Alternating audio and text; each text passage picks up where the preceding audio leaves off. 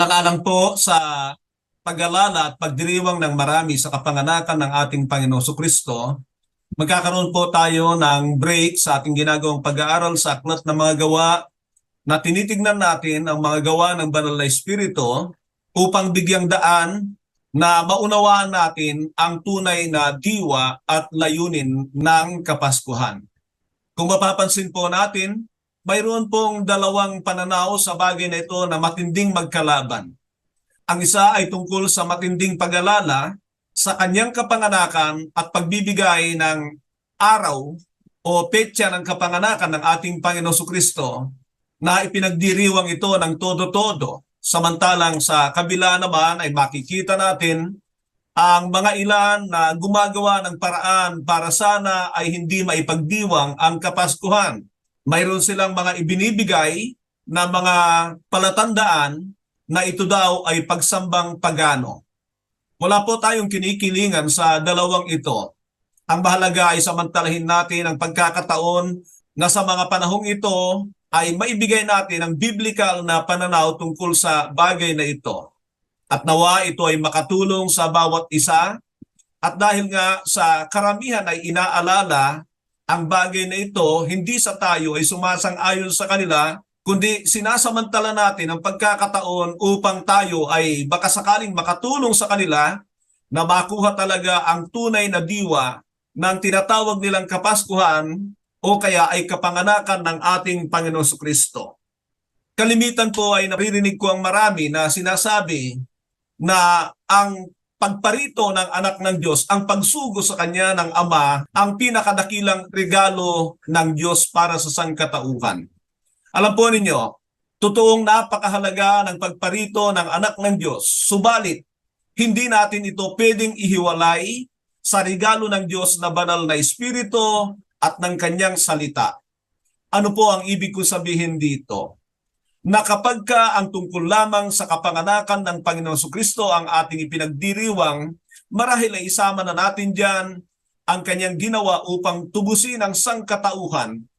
Pero hindi nila matanggap ang banal na Espiritu at ang salita ng Diyos, ay masasabi ko na kulang at hindi ito magdudulot ng sapat para pakinabangan talaga ang pagparito ng anak ng Diyos.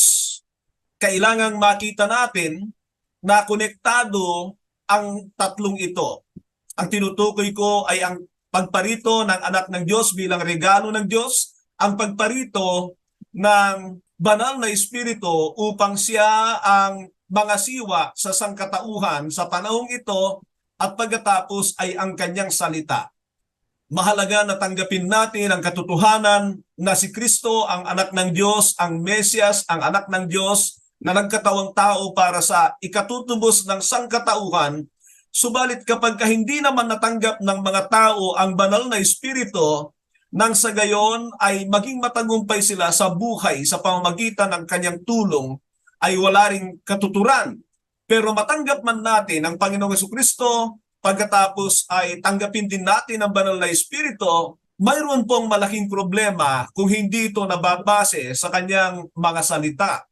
Kaya masasabi ko na dapat ay konektado ang tatlong ito. Ang Panginoong Jesucristo na regalo ng Diyos sa atin, dakila talagang bagay na yan.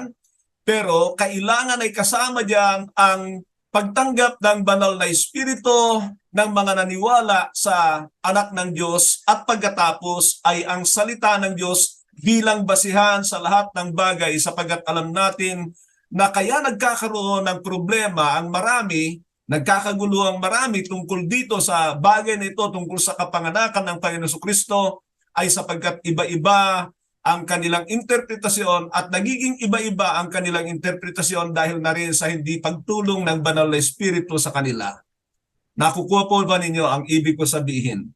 Nawa nga po ay hindi lamang ito tungkol sa pagdiriwang sa pagparito ng anak ng Diyos, kundi tungkol din sa pagkakaroon ng banal na Espiritu na nakabase sa kanyang mga salita, nang sa gayon ay magtutulong-tulong ang mga ito para dalhin tayo sa walang hanggang buhay sa piling ng Diyos. At yan naman talaga ang layunin ng pagparito ng anak ng Diyos, upang tayo ay muling maibalik sa piling ng ating Ama na may lalang sa ating lahat. kinakailangan ng tao ang bagay na ito. Kaya't kung kayo ay magdiriwang ng Kapaskuhan sa mga panahong ito, ay tiyakin po ninyo na ang layunin nito ay pangwalang hanggan. Kung ang layunin mo lamang ay pansamantala, sa mga panahong ito, every season, every December ka lang magse-celebrate, ito dumuman ang kagalakan sa panahong yan, makikita nyo na kalaunan ay magiging malungkot pa rin ang tao at higit sa lahat ay kapag siya ay humantong sa kapahamakan, hindi talaga nangyari sa kanya ang tunay na layunin ng Diyos sa pagsugo sa kanyang bugtong na anak dito sa mundong ito. Kaya sa pagkakataong ito ay nais ko pong linawin ang mga bagay na ito. Nais ko po na makinabang kayo sa pagparito talaga ng anak ng Diyos at hindi lamang tayo magsasaya sa tuwina na dumarating ang ganitong kapanahunan, kundi ang pagsasaya natin ay ang dahilan na tayo ay magmamana ng buhay na walang hanggan na siyang nawala sa tao dahil sa ating mga ninunong si Adan at si Eva. Okay po ba sa inyo ang bagay na ito? Nais ba ninyo na talagang makuha ang tunay na diwa at layunin ng pagparito ng anak ng Diyos? Huwag po natin sayangin. Huwag tayong basta-basta na lamang magdiriwang sa ngayon at pagkatapos yung talagang layunin ng Diyos kung bakit niya isinugo ang kanyang bugtong na anak, kung bakit nagkatawang tao ang Diyos ay dahil nais niya na ang kagalakan natin ay pangwalang hanggan. So kunin po ninyo ang inyong mga Biblia sapagkat lahat ng sasabihin ko sa inyo rito katulad ng nabanggit ko sa inyo na may tatlong napakahalagang regalo ang Diyos para sa atin. Ang kanyang bugtong na anak, hindi natin maihiwalay sa pagparito ng banal na Espiritu at pagkatapos ay ang kanyang mga salita, hindi natin pwedeng paghiwa-hiwalayin ang mga ito. Baka tayo ay madali ng pandaraya ng kaaway. Alam natin na yan talaga ang layunin ng dyablo. At kung wala ang banal na salita ng Diyos o ang Biblia, ay walang magiging magandang katuturan o maayos na kapakahulugan ang ating pagdiriwang tungkol sa kapanganakan ng ating Panginoong Jesucristo. Ulitin ko po sa inyo, kunin ninyo ang inyong mga Biblia at sama-sama nating pag-aralan ang mga bagay na ito sa pamamagitan ng pagtuklas ayon na rin sa salita ng Diyos. Huwag tayong sumang-ayon basta-basta sa mga tradisyon na ginagawa ng marami. Katulad ng sabi ko, hangad ng Diyos ay magmana tayo ng kasiyahan sa buhay na walang hanggan sa piling ng Diyos. Basahin ko po sa atin ang bahagi ng isinulat ni San Lucas dito sa Lucas 2:8 hanggang 12. And there were shepherds living out in the fields nearby, keeping watch over the flock at night. An angel of the Lord appeared to them, and the glory of the Lord shone around them, and they were terrified. But the angel said to them, "Do not be afraid. I bring you good news of great joy that will be for all the people. Today, in the town of David, the Savior has been born to you. He is the Christ, the Lord." He is the Christ, the Lord. Ito po yung pagkakataon na ipinapahayag ng anghel ang tungkol sa kapanganakan ng Panginoon Jesucristo sa mga pastol sa kapanahunan yon. Mga Israelita po ito. At makikita natin ang mga ilang katotohanan sa bagay na ito. Unang-una, ang bagay na ito ay naganap bago yung pagdalaw ng mga pantas sa 2 kabanata ng Mateo, sapagkat makikita natin ang sanggol sa panahon na ito ay nandoon pa sa sabsaban.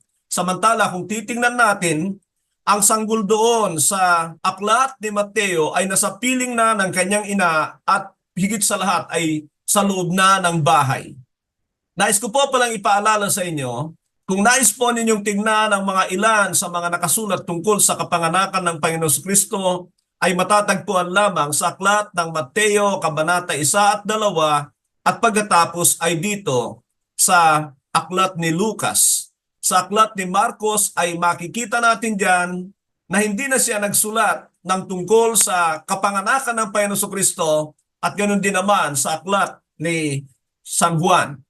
Pangalawang katotohanan na makikita natin dito na itong mabuting balita ay ipinapahayag ng anghel, ano ang ibig sabihin nito para sa atin? Ano ang ibig sabihin nito para sa iyo? Ang katotohanan nakikita ko rito ay dahil sa ito ay galing sa langit. Malala niyo ba ang sinabi ng Santiago 1:17 na every good gifts comes from above? Ang ibig sabihin ng Santiago ay kapag ito ay galing sa Diyos ay talagang mabuting balita. It is a perfect gift. At maganda pong makita natin dito na kung talagang perpekto ang regalo ng Diyos na ito para sa atin, ay talagang pahalagahan natin ang bagay na ito. Ang sumunod na sinabi niya rito ay magdadala ito ng malaking kagalakan sa lahat ng tao.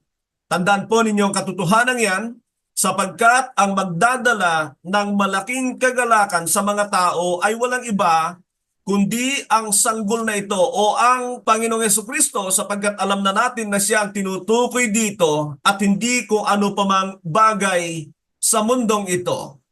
It will be a great joy for all men. Isang mahalaga pang bagay na pakatandaan natin dito na ito ay para sa lahat ng tao. Ang tanong, saan ba nababase ang kagalakan mo pagka ganitong mga panahon?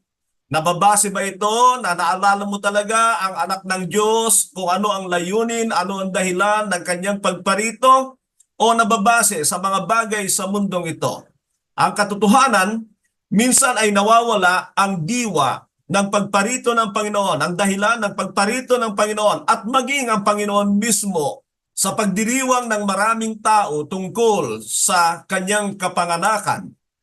May mga ilan akong karanasan na dahil sa walang-wala ang isang pamilya sa panahon ng mga ganito, yun pong asawang lalaki ay talagang mainit ang ulo at sa init ng kanyang ulo ay naghanap po ng away.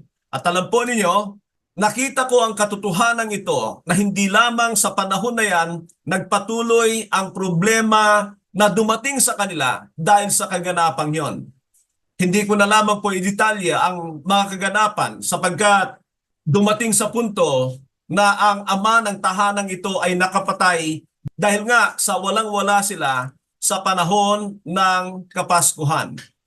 Kaya napakaganda po ng katanungang ito para sa atin.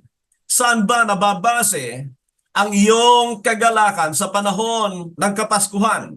Nababase sa iyong bonus? Nababase sa iyong bagong damit, bagong sapatos, mga material na bagay na nakamtan mo o natanggap mo sa mga ganitong kapanahunan? Minsan ay sa ating mga bakasyon, minsan sa ating mga paglalakbay at karamihan ay dahil sa mga pagkain. Baka po tanungin ninyo po na ito ba ay mali? Mga kapatid, mamaya ay makikita nyo ang kasagutan ng katanungang ito. So tinitingnan po natin dito kung ang talagang kagalakan natin ay sa Panginoong Jesucristo at nagdiriwang tayo sa Kanya o talagang nakatuon lamang ito sa mga bagay na material sa mundong ito at nawawala na talaga ang pagkasentro sa ipinadala ng Diyos para maging kagalakan ng sangkatauhan. Alam natin tandaan nyo lagi ang katotohanan ito na mula sa kapanganakan ng Panginoong Jesucristo ay talagang lahat ng pinagdaanan ng Panginoon para lumabas sa mundong ito ay nagkaroon ng matinding struggle. Ayaw na ayaw ni Satanas na lumabas ang anak ng Diyos sa mundong ito sapagkat mayroon po kasing binigkas ang Diyos doon sa Genesis 3:15 na sumpa kay Satanas na ang anak ng babae ang dudurog sa kanyang ulo. Kaya kung titingnan ninyo, mula nung panahon na yan, lahat ng matuwid na ipinapanganak ng babae ay talagang pinepersecute ng dyablo. Ayaw na ayaw niya na magkaroon ng lalaki na matuwid sa mundong ito. Gagawin niya ang lahat ng kanyang magagawa upang hadlangan ang pagparito ng anak ng Diyos. Ngunit ngayon ay alam na natin na naparito na ang Panginoong Jesucristo, nagdusa na siya, ginawa pa nito ng dyablo, pero pakatandaan natin ang isang katotohanan na ang lahat ng plano ng Diyos ay ginagawa niya ito ng paraan, anumang pasakit ang gagawin ng diablo, kino-convert ito ng Diyos para sa pagpapala sa sangkatauhan katulad ng kamatayan ng Panginoong Kristo. Gusto kong pansinin natin yung salitang mabuting balita para sa lahat ng tao.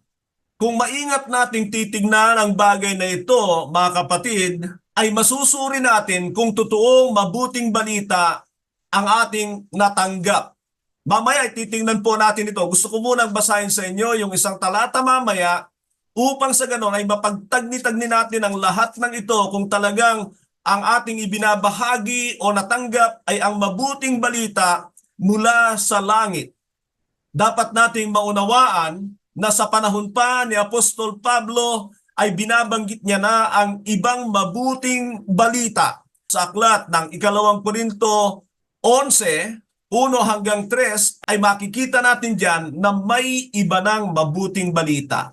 Ganon din naman sa aklat ng Galacia 1 ay binanggit ang bagay na yan na kahit anghel pa raw, sabi ni Apostol Pablo, kapag hindi katulad ng unang mabuting balita na ibinahagi sa mga taga-Galacia na ito ay hindi na nila dapat tanggapin.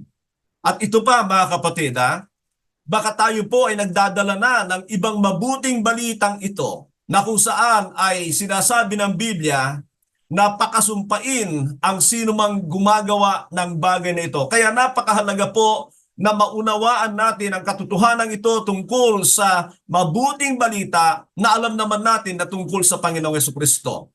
Pero katulad ng sabi ko sa inyo, na sa panahon pa lamang ni Apostol Pablo ay mayroon ng ibang mabuting balita, may ibang Jesucristo, ganun din naman na ibang espiritu na daladalang mga mangangaral ng ibang mabuting balita.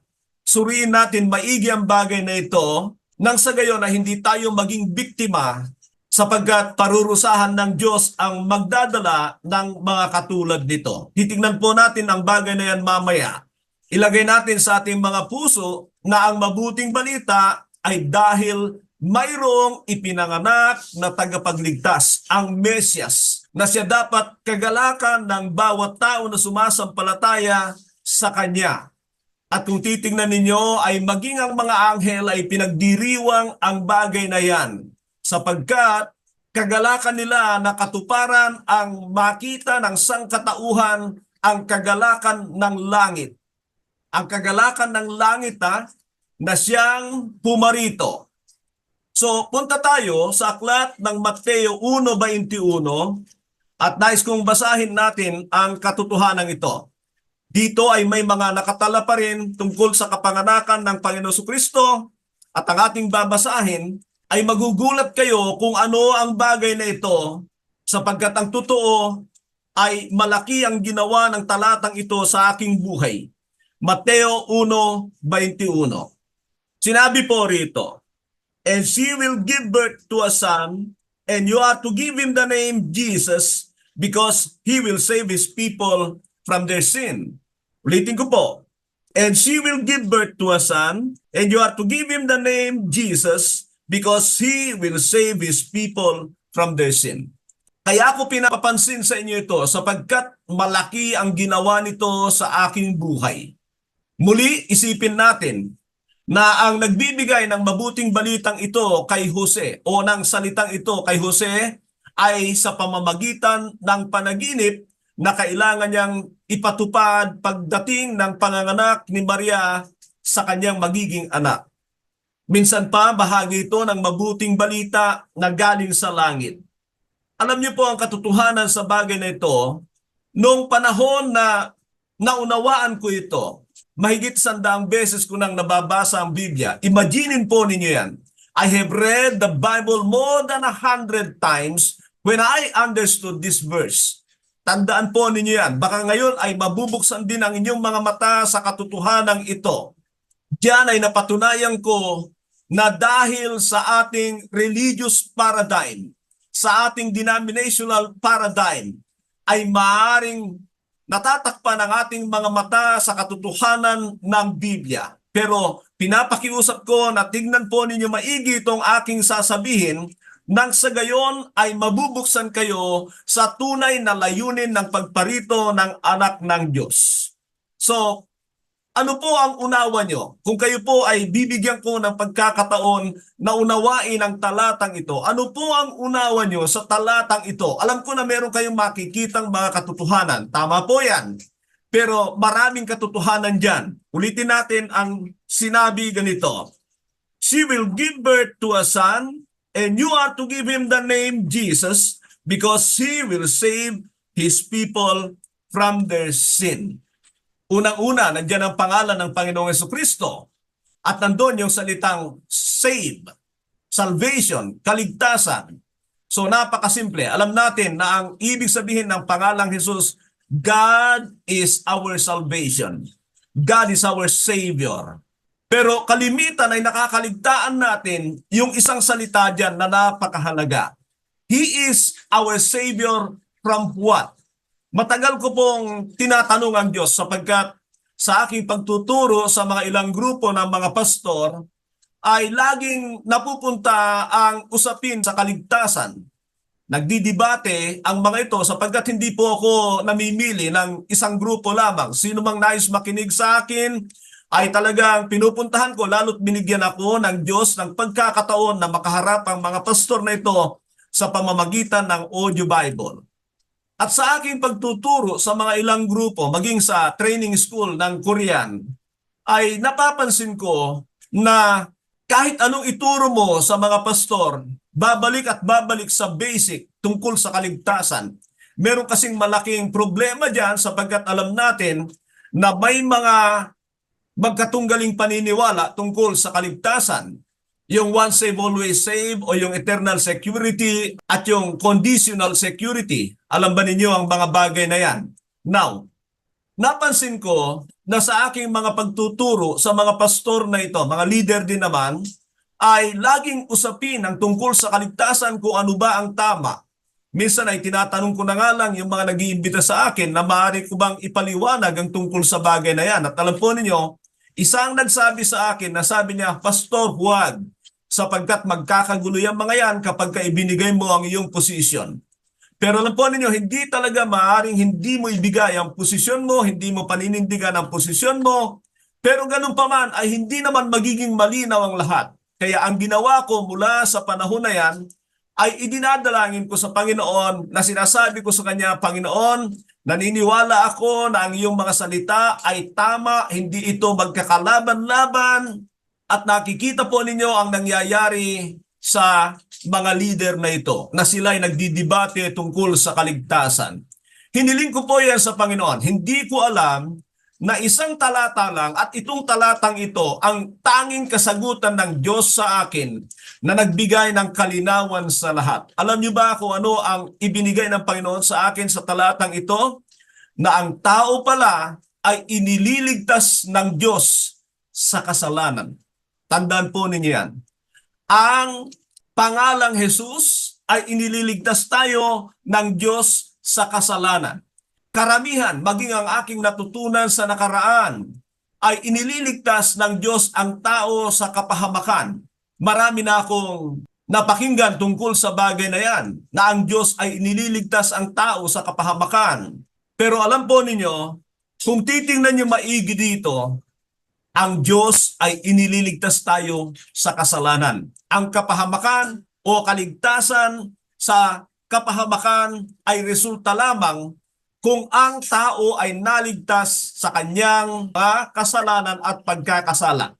Dahil sa talatang ito, at dahil na rin sa ako ay palabasan ng Biblia, nahigop lahat yung mga talata tungkol sa kaligtasan. At sasabihin ko po sa inyo, na yung humigit kumulang 400 na talata tungkol sa kaligtasan, iba-iba ang salitang ginamit. Merong forgiven, kaligtasan po yan, justified, kaligtasan po yan, saved, kaligtasan po yan, will be saved, kaligtasan po yan, being saved, kaligtasan din po yan. Lahat ng yan, lahat ng may kaugnayan sa kaligtasan, maging yung sanctification o glorification o redemption, lahat ng yan ay tungkol sa kaligtasan. Dahil dito, sa isang salitang ito, na God is saving us from our sins. Lahat ng yan ay pinaunawa sa akin ng Diyos at nakita ko na wala talagang kontra-kontra sa salita ng Diyos. Binibigyan ko ito ng diin sapagkat alam natin na yan ang problema ng mga Kristiyano. Dapat ba na tayo ay nagdidebate tungkol sa kaligtasan? Dapat ba na i-insist natin ang ating pananaw? Of course, kung yan ay totoo. Pero panahon na siguro para tingnan natin ang pananaw ng iba. Bakit ba itong isang ito, ganito ang kanyang pananaw na hindi mawawala ang kaligtasan? Bakit itang isang ito ay nawawala para sa kanyang kaligtasan? Sino ba ang totoo? Isa lang ang totoo, ang salita ng Diyos. Pero huwag kang mamili, huwag kang maging choosy sa salita ng Diyos dahil walang kontra-kontra dyan. Ang banal na espiritu ay hindi katulad nating mga tao na salisaliwa ang isip. Perpekto ang kaisipan ng Diyos, perpekto ang kaisipan ng banal na espiritu pagdating sa kaligtasan. So panahon na pag-aralan nyo muli at sasabihin nyo yung katulad ng sinabi ko na pinaniwalaan ko muna na ang salita ng Diyos ay hindi kontra-kontra at ang aming unawa ang siyang mali tungkol sa kaligtasan. So mula ngayon ay ikintal ninyo sa inyong isipan because this is the key. Susi ito para maunawaan nyo ang tungkol sa kaligtasan. Kung nais nyong mag-aral, pero marami kasi, yun na lang kung ano yung kinagisnan, kung ano yung nalalaman, kung ano yung madali para sa kanya. Natural ng tao yan. Pero tandaan ninyo, ang diablo, lalo na rito sa kaligtasan, yan ang talagang pinaka-target niya. Pinaka-target yan ng diablo. Binibigyan ko ito ng diin mga kapatid sapagkat gusto ko na bawat tagapagturo na katulad ko ay mag-evaluate. Natipunin nyo ang mga talatang ito, i-categorize ninyo, tingnan ninyo kung talagang ganito ba ang kaligtasan. Huwag muna tayo doon sa ating denominasyon. Huwag muna tayong manindigan para sa Arianism o Calvinist, yan kasi yung dalawang magkalaban. Doon muna tayo sa pananaw ng Diyos na nandito sa kanyang salita at kung ano ang hindi tutugma sa kanyang salita, itapon natin dahil kasangkapan niya ng diablo kung tayo ay yayakapin ang anumang bagay na kakontra sa salita ng Diyos. So i-reconcile natin yan. Pero ngayon ay nakikita na natin that God is saving us from our sins. That God is saving us from our sins. Yan ang diwa ng Pasko. Yan ang diwa ng pagparito ng anak ng Diyos. Yan ang purpose ng Diyos for sending His Son on the planet Earth. Ngayon, kung magdiriwang tayo ng Pasko, at magpakasaya tungkol sa ginawa ng Diyos na ito, siguraduhin natin na naganap sa atin ang sinabi ng Diyos. At tandaan ninyo, ang kaligtasan sa kasalanan, kung titingnan ninyo ang Biblia, ay meron pong tatlong kapanahunan. Halimbawa, yung tayo ay pinatawad sa ating mga kasalanan, we are saved from the penalty of our past sins. Sa mga nakaraan yon. Kaya makikita nyo sa Biblia na tayo ay pinapamuhay ng tama para hindi na sana tayo magkasala ulit. Ipinagkaloob sa atin ang banal na Espiritu ng Diyos, yun yung sinasabi ko kanina, para bigyan tayo ng kapangyarihan para hindi sana magkasala. At paano natin malalaman na tayo ay nagkakasala o hindi? Sa pamamagitan ng salita ng Diyos. Kaya yung sabi ko sa inyo, it's not only Jesus Christ, the gift of God to humanity. It is also the Holy Spirit. Accepting Jesus Christ without the Holy Spirit is a mess. It is a disaster because you cannot be saved by the next stage of salvation, and that is sanctification. God is saving us from the power of sin. At hindi natin pwedeng sabihin tao lang sapagkat katulad ni Kristo ay nagkatawang tao na kailangan ipagkaloob sa Kanya ang banal na Espiritu, ganyan din ang ginawa sa atin ng ating Amang nasa langit. Si Kristo na anak ng Diyos ay naging panganay natin para maging modelo natin sa buhay na ito. And so, we as humans bestowed with the Holy Spirit so that we will have the power against sin. Iyan ang sabi ng Hebrews 10:29. that the Holy Spirit is the Spirit of grace. At ang grace dyan mga kapatid, He enables us to overcome our sinning. He enables us against temptation. The Holy Spirit will enable us to discover things of God in His Word. He will be giving us revelational knowledge, understanding of the Scriptures. Tingnan niyo po itong mga sinasabi ko. Hindi po ito sasalo sa Biblia. Lahat ng ito ay nandiyan lamang sa salita ng Diyos. Yun ay kung nagbabasa kayo talaga ng Biblia, sasabihin ko po sa inyo na kaya lamang naganap ang bagay na ito sa akin, hindi dahil nakakahigit ako sa inyo, ako'y malinis, kundi nagpupursige po ako na maghanap ng katotohanan. Dahil sabi ko nga noon, galing na ako sa mali, tapos pupunta na naman ako sa mali, ang tagal din bago ipinagkaloob ng Diyos ang bagay na ito sa akin. That God is saving us from sin through Jesus Christ. Siya lang ang makakagawa niyan. He is from heaven. Kaya tandaan ninyo ito. Anumang bagay na galing sa lupa, hindi kanya maliligtas. Ang ibig ko sabihin, katulad ng denominasyon, ng sekta, ng relihiyon, ng grupo, not even church, cannot save you. Gusto ko bigyan ng pansin ang bagay na yan, sapagkat ang daming nagtuturo na sasabihin nila, ang aming iglesia lang ang totoo. Naku, maniwala kayo, mga sinungaling yan, kasangkapan yan ng diablo. Pakinggan nyo ito. Yung kausap ko na huli, sabi ko sa kanya, okay, sabihin natin, iglesia ng Diyos lang ang tanging tama. Now, tanungin kita, iglesia ba ng Diyos yung nasa Revelation chapter 2 and chapter 3? Hindi mo may tatanggi. Those are the 7 churches of God. Yung Ephesus, Smyrna, Philadelphia, Sardis, Pergamum at Laodicea at meron pang isa.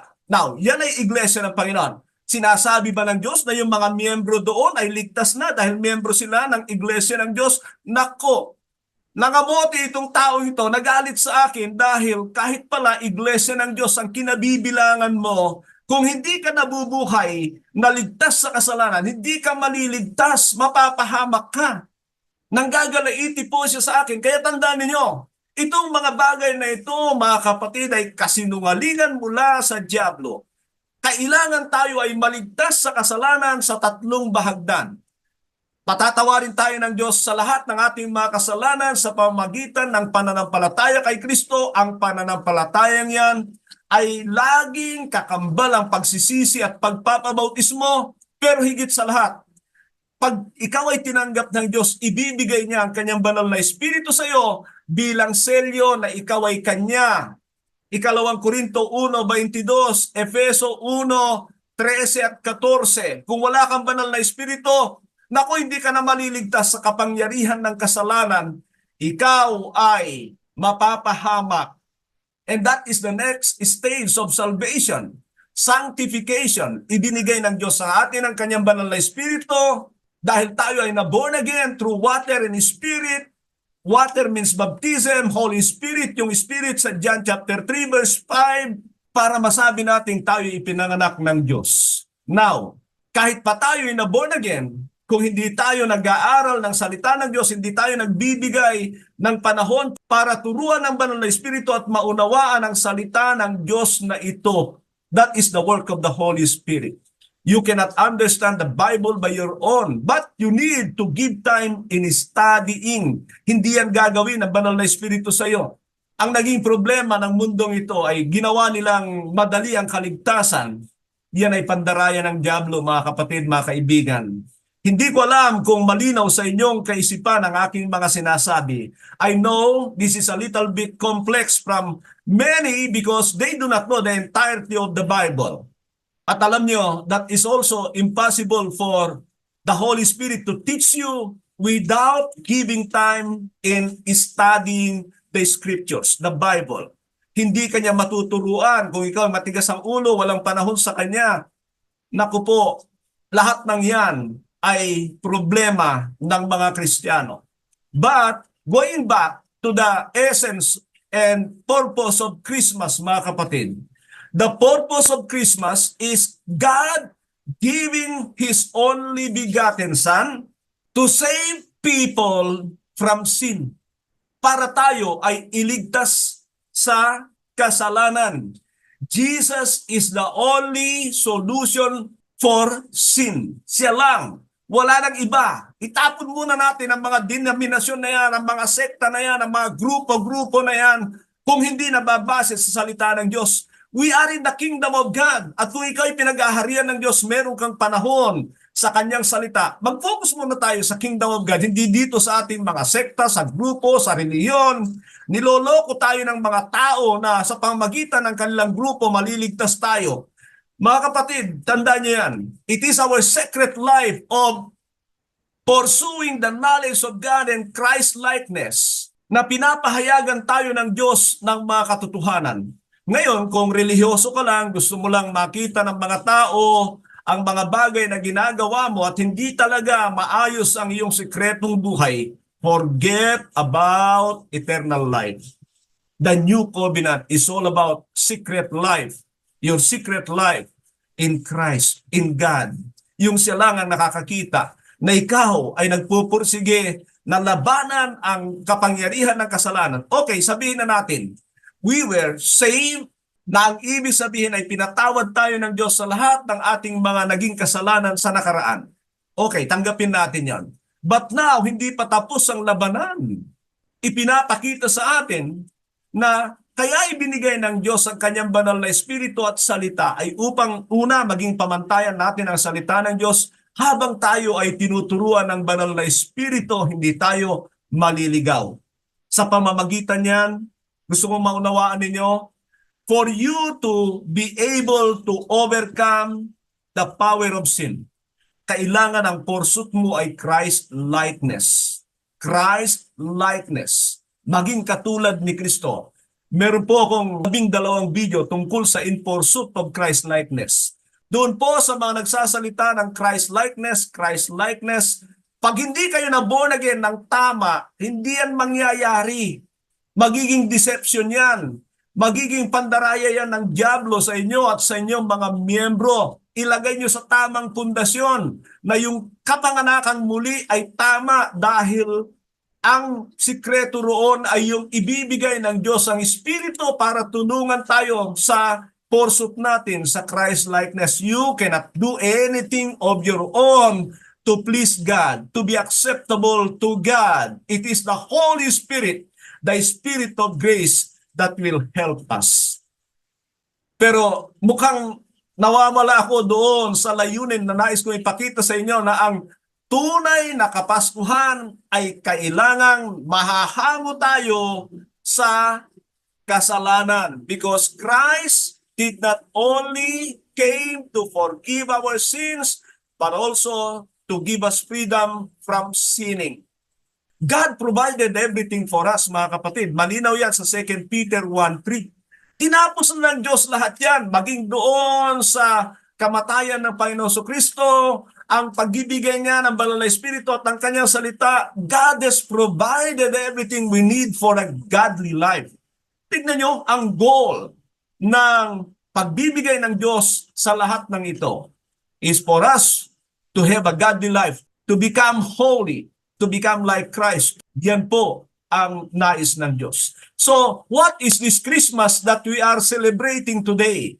Are we celebrating it with the purpose of God?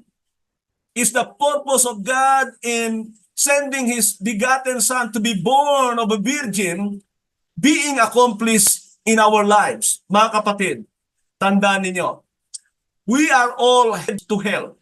Papunta tayo lahat sa impyerno because all have sinned and fall short of the glory of God. And the wages of sin is death. But the gift of God is eternal life. Romans 3:23 and 6:23.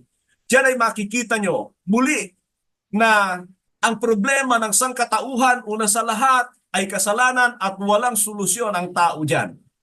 God provided His Son, but not everything. Nakasama na lahat-lahat para siya na lang ang gagawa para sa atin sa walang hanggan. No, you have to participate in your salvation from the power of sin. You have to participate after being genuinely born again.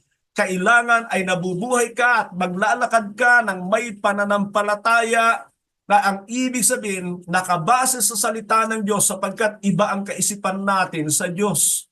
If you do not give time in knowing and understanding the scriptures, mabubuhay ka sa sarili mong kagustuhan. Kaya tingnan nyo ang Kristyanismo. Iba-iba ang pananaw, iba-iba ang kaisipan because the world is influencing us and knowledge that is not from God. Kaya maging maingat tayo sapagkat nais ng diablo na palitan. Tingnan nyo ang Christmas. Is it centered on Christ? No, it is not centered on Christ. It has been commercialized. And so it became so materialistic ang Christmas. Sa totoo lang, it is more on indulgence. Sa halip na nahahango ang tao, ang sangkatauhan sa kasalanan, lalong nalulugmok pag dumarating ang season na ito. Tingnan nyo ang ating kapanahunan. Talagang nandyan ang pagkamakamundo, nandyan ang pagkamakalaman, nandyan ang lahat-lahat ng dinivise ng diablo para lalo tayong mapalayo sa Diyos. Is this the reason why Christ came? Is this the purpose of Christ's birth? Mga kapatid, hindi na po. Hindi na, malayong-malayo na. Kung hindi tayo gigising, we will wake up in hell one day. Remember this. When you believe in Christ, God forgave you of all your sins, but He wanted you to walk with the Holy Spirit. Nababasa ba sa Biblia itong aking sinasabi? Of course, yes. And when you walk with the Holy Spirit, it should be in accordance with His Word. Pero gusto kong makita ninyo na it's not only forgiving us of our sin, but it should be that we have freedom from sin. Because he who the Son sets free is free indeed. Malaya ka na ba sa kasalanan? So hindi lang yung kapatawaran, kundi ikaw ay nagpupursige na maging malaya sa kasalanan. Yan ang nais ng Diyos sa atin. Saan ba mababasa yan? John 8:36. Nais ng Diyos na malaya ka sa kasalanan. Hindi lang yung pinatawad ka sa kasalanan. Yan yung mga tinatawag ko na pananaw ng tao na madali. Mahirap maligtas. Tandaan nyo yan. Sabi ng Panginoon yan, huwag kayong umasa sa madaling kaligtasan. Nakala mo nagpapakasaya ka ngayon pagkatapos ay magmamana ka ng buhay na walang hanggan. Lahat ng pinagdaanan ng Panginoon, ng siya'y pumarito, ay talagang nagsasakripisyo. And anyone who is called by God and who wanted to follow Christ will live in sacrificial. It is not indulgence na katulad ng ginagawa ng ating kapanahunan. They indulge in sin. So lalong napapalayo kay Kristo, sa Diyos, ang tao sa halip na yung pagdiriwang sa Christmas na ito ay nakasentro kay Kristo na ang ibig sabihin ay lalo tayong lumalaya at lumalaya at lumalaya sa kasalanan. Kaya ang tanong ko sa iyo, totoo bang lumalaya ka sa kasalanan o patuloy kang inilulugmok ng kasalanan? In Christ, there is freedom. In the Holy Spirit, there is freedom from sin. Yan ang ibig sabihin nan. It is not freedom to indulge in sin. Kaya ako sinasabi ang mga bagay na ito because sinabi na ng Panginoon ito na maraming magugulat pagdating ng araw. It's not easy to be saved, mga kapatid. Our salvation is accredited to God because He did everything for us but will not do everything for us. Dalawang bagay na magkaiba yan. Ginawa ng Diyos ang para sa ating kaligtasan, wala tayong naiambag dyan. Pero kailangan tayo ay mabuhay sa pananampalataya na ang ibig sabihin ay nagpupursige na lumaya sa kasalanan. Ito ng Diyos dahil nakita niya, katulad ng sabi ko kanina, na lahat ay papunta sa impyerno. God is so good. Isang bagay pa na nais kong maunawaan ninyo, sa Matthew 25:41, ginawa ang impyerno para sa mga anghel na nagrebelde sa Diyos. Tandaan nyo yan, para sa mga demonyo at kay Satanas ang impyerno. It's not for human. God never intended human to go to hell. Pero pwede mong piliin yan if you indulge today in sin. Kung paano pinalayas ng Diyos ang mga demonyo sa langit at sila ibupulid sa lawa ng naglalagablab na supre at kung mabubuhay ka na katulad nila, hindi mangingimi ang Diyos na ikaw ay ipadala doon. Tandaan mo, nilalang ka ng Diyos mula sa alabok para matuto kang magpakumbaba. Ikaw ay tatanda, ikaw ay manghihina, ikaw ay mamamatay. But when you indulge in sin, you will go with the devil and his demons. Doon ka pupunta. Sa totoo lang, maraming takot sa impyerno, pero walang takot sa Diyos. Kung takot ka sa Diyos, takot kang magkasala. At kung takot kang magkasala, nagpupursige ka na alamin ang kaisipan ng Diyos sa mga bagay-bagay. Wala ka nga panahon mag-aral ng Biblia, wala ka nga panahon magbasa ng Biblia. Alam nyo, ito yung panahon na gusto kong makita ninyo na ang diablo, binigyan tayo ng kabalahan sa mga cellphone natin.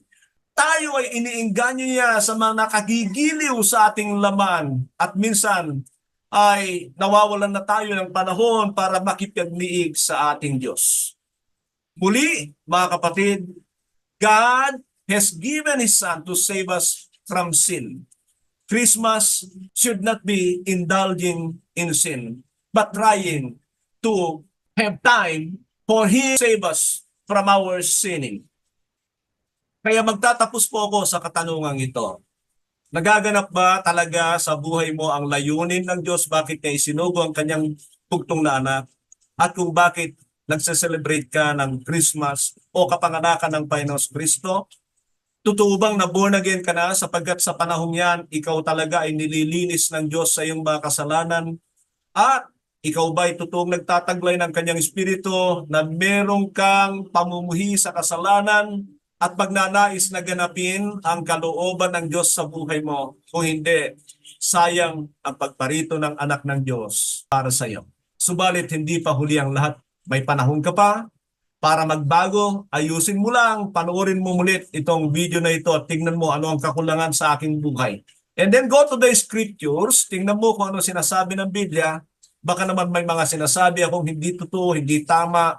Mga kapatid, I'm not after any denomination or group. I am after the truth in the scriptures. Na ito lang ang magdadala sa atin ng maayos at katanggap-tanggap na buhay sa Diyos.